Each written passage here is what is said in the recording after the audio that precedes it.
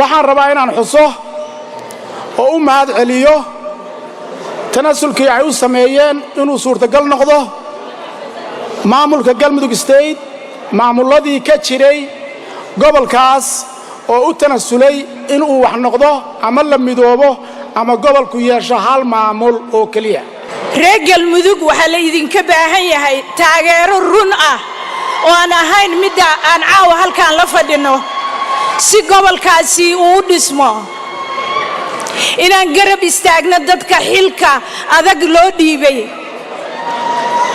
inaan ku boorino ku taageerno hareeraha ka galno hiil iyo hooba war diyaar ma u nahay waa mahadsantihiin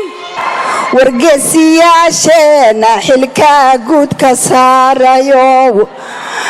wargeesiyaasheena xilka guud ka saarayo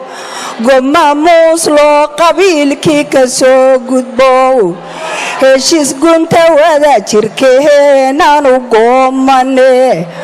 gogol nabdeed fidiyo isku gooba shacabkayaga mada ahlu sunna wa jamaaca waxaan ka codsanaynaa inay bulshada u turaan inay bulshada darteed u tanaasulaan inay maamulka la shaqeeyaan wixii ay taban hayaan wada hadal lagu dhameeyo danteedu waxay ku jirtaa danta Soomaaliyeed in la helo ayaa Galmudug danteedu ay ku jirtaa dad kasta iyo Soomaali kasta oo dantiisu waxay ku jirtaa Soomaali weyn Soomaali waa qofku hadduu meel ka xanuunsan yahay jirka kale waa dareemaya waxaa la rabaa Soomaalinimadu inay shaqayso dadkan 25 sano riwaayadda cilada ku jiray Galmudug inay u istaagtaa la rabo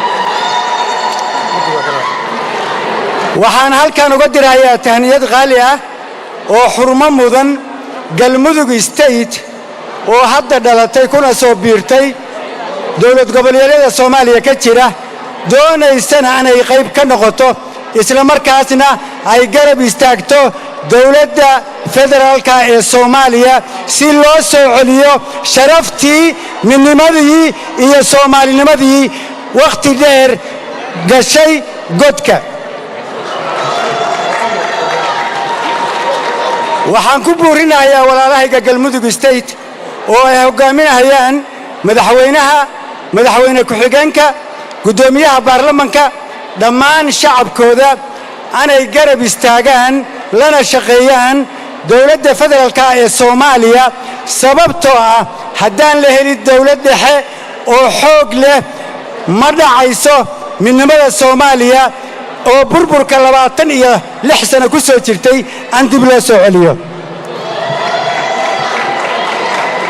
walaalayaal waqtiga oo laajligooda ugu yar waxaan halkan mahad guud iyo mid gaar ahaan uga celinayaa dhammaan martidiina caawa ka soo qayb gashay haddaad tihiin Galmudug State iyo haddaad tihiin reer Minnesota saaxiibadeena qaaliga ee Soomaaliyeed ee lagu soo sharfay caawana nagala qayb qaataan xafladan qiimaha leh ee lagu calaamad saarayo laguna soo dhaweynayo laguna taageerayo Galmudug State